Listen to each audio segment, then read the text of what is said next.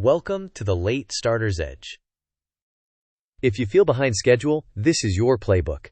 Being late does not mean failure. It means you must prioritize with urgency and precision. Today, we will turn time pressure into clarity using ruthless 80/20 thinking and 2 aggressive strategies. First, let's quickly preview what we'll cover to set expectations and momentum. Here's the path we'll take. First, we reset your mindset so panic does not steal your attention. Next, we compress the 80/20 principle into a quick, practical lens. Then we execute 2 strategies: decisive elimination and concentrated effort. After that, we address the controversial idea that late planning can actually create radical efficiency. We will also use diagrams and a rapid template you can apply immediately. Finally, we'll test your understanding with short quizzes and close with a focused action plan. Now, let's start by cooling the panic response. Panic drives frantic motion but rarely meaningful progress. Step 1 is to pause, breathe, and reclaim cognitive control. And when time is short, clarity is your highest leverage asset. By choosing the right objective and sequence, you compress decision fatigue and accelerate execution. With calm reestablished, let's translate this into a simple rule you can use immediately. The 80/20 principle says a small fraction of inputs deliver the majority of outcomes. In a compressed timeline, your task is to identify and double down on those few high-yield activities. Conversely, you aggressively eliminate or minimize everything that does not directly drive the outcome. This isn't about being perfect. It's about concentrating power where it counts. With the rule in mind, let's implement strategy 1. Start by specifying a single, measurable outcome so every task can be judged against it. List everything competing for your attention. Then use the 70% rule. If a task cannot plausibly deliver at least 70% of the desired result, you should eliminate it immediately. The only exceptions are legally or contractually mandatory items, which you should complete at the bare minimum level. Finally, reinvest the freed time into the 1 or 2 activities that most directly produce your target outcome. Next, here's a simple flow to make this decision repeatable. This flow makes ruthless choices simple. If a task can deliver 70% or more of the target outcome, you keep it and schedule it for this week. If it cannot, check whether it's legally or contractually required. If it is, do the bare minimum and move on. Otherwise, drop it immediately. Critically, do not let time savings evaporate. Reallocate them to the critical path and give those high-leverage tasks the resources they deserve. With the clutter cleared, we now move to strategy 2.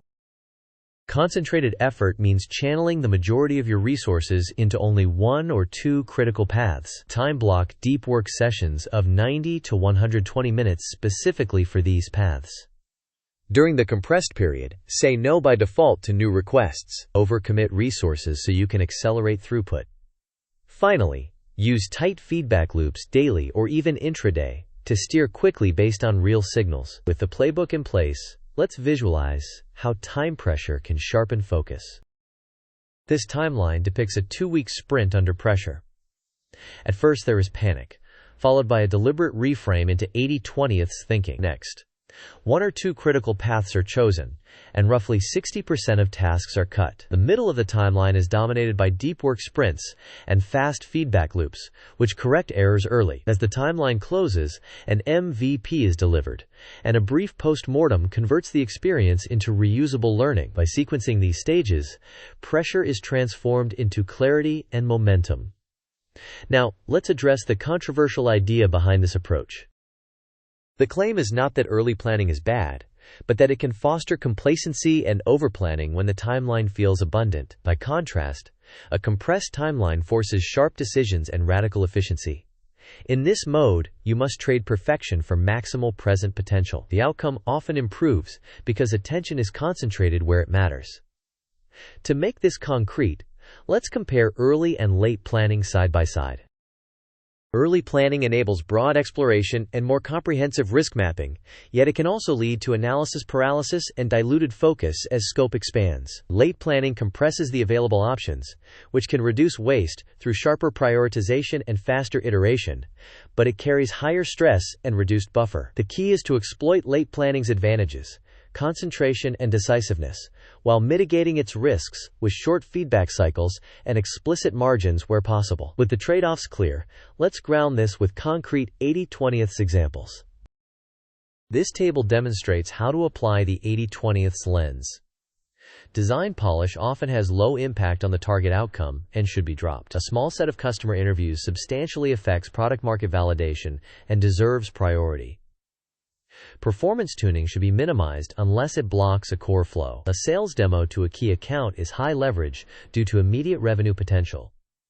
Internal status reporting should be compressed into concise, asynchronous updates. Automation that saves recurring hours is typically worth keeping, even in a short sprint, because it frees time for critical work. Now, let's check your intuition with a quick quiz. Question: with 10 days left, which should you prioritize? Option A, redesigning your brand color palette. Option B, scheduling 5 customer validation calls. Option C, writing a 12-page internal roadmap. Option D, prototyping a minor non-essential feature. You may pause the video now to think about the answer. We will discuss the answer in the next section of the video. The correct answer is option B, scheduling 5 customer validation calls. Direct validation provides immediate, high-quality information that informs all subsequent decisions. It de-risks direction, accelerates iteration, and typically yields outsized returns compared to aesthetic or non-essential tasks. Next, let's convert these principles into a concise checklist you can reuse daily. This checklist summarizes the core moves. Set one measurable outcome. Eliminate any task that cannot produce at least 70% of that outcome. Choose 1 or 2 critical paths. Time block deep work. Assign disproportionate resources to those paths. And rely on rapid feedback loops to adjust. Defer polishing activities until after the primary outcome is secured. To help you visualize prioritization holistically, here's a mind map of focused execution. This mind map centers the goal and radiates to critical paths. Under each path are the specific tasks that unlock progress. Metrics define how success is observed in real time, such as conversion rate or cycle time. Risks are explicitly noted, along with concrete mitigations, to reduce the probability or impact of each. By laying these elements out visually, you reinforce focus and ensure that daily actions serve the central goal. Next, let's give you a compact markdown template you can paste into your planner and use immediately. Here is a 1-page markdown template you can paste into your notes or project tracker. Start by stating a measurable outcome and a clear deadlines. Declare 1 or 2 critical paths only. List tasks to drop or minimize using the 70% rule. Time block deep work sessions. And install a daily 10-minute feedback loop to correct course. Document risks and mitigations explicitly. Finally, track tasks in a compact table with impact, decision, owner, and due date. Before we wrap up, a brief but important disclaimer. This video is for educational purposes only and does not constitute professional, legal, or financial advice. Your context, constraints, and risks are unique. Apply your judgment and consult qualified professionals where appropriate. With that noted, let's consolidate everything with a quick summary and one more knowledge check. Question: which principle best captures the late starter advantage? Option A, do everything faster. Option B, focus exclusively on perfection. Option C, concentrate resources on the top 1 to 2 critical paths. Option D, increase the number of simultaneous tasks. You may pause the video now to think about the answer. We will discuss the answer in the next section of the video. The correct answer is option C, concentrate resources on the top 1 to 2 critical paths. This is the core move that converts time pressure into leverage, reduces risk from context switching, and accelerates delivery of the outcome. Now, let's summarize the key takeaways so you can execute immediately after this video. To wrap up, avoid panic because it burns time, while clarity compounds. Use the 80/20 lens to locate the small set of actions that generate most of the result. Execute decisive elimination by cutting tasks that cannot deliver at least 70% of the outcome. Concentrate resources on 1 or 2 critical paths, and employ rapid feedback loops for daily adjustment. Above all, optimize for maximum present potential rather than perfection. Finally, here's your call to action. Thank you for watching. If this video helped sharpen your focus, please like it, Share it with someone who is starting late and needs leverage, and subscribe for more actionable strategies. In the comments, share the boldest task you will cut today and the one critical path you will overcommit to next. I look forward to reading your plans. See you in the next video.